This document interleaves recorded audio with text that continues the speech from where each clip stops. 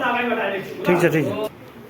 ल नेपालमा के कतिवटा छन् अरे है त्यो जिके सम्बन्धी कुराहरू तिमीहरूलाई कहन्छु। नेपालमा के कतिवटा भनेको अर्थ के हो प्रदेश कतिवटा छ नगरपालिका गाउँपालिका सबै आज हामी यहाँ चर्चा गर्छौँ। नेपालमा के कतिवटा छन् महानगरपालिका कतिवटा छन्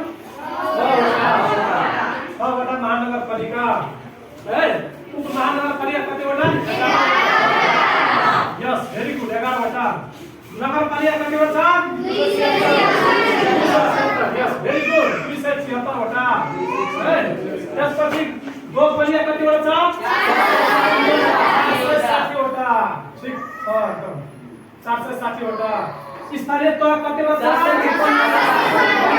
453 हैन कतिवटा छ रे 753। त्यसपछि नेपालमा जम्मा कतिवटा प्रदेशहरू छन् 7वटा प्रदेश हो।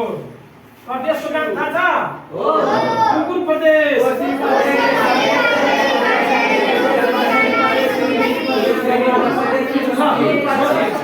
सूत्रबाट सिकाउँछु है केबाट तिमीहरूलाई एकैचोटिमा एकै सासमा तिमीहरूलाई नेपालको 7वटै प्रदेशहरू याद गर्न सकिन्छ। सिक्ने हैन सूत्र हो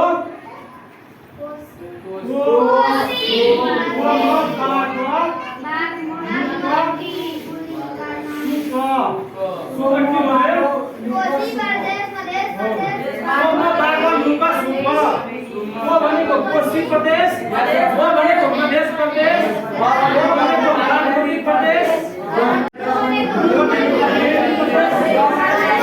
भनेको कर्णाली प्रदेश। त्यसपछि सुदूरपश्चिम प्रदेश।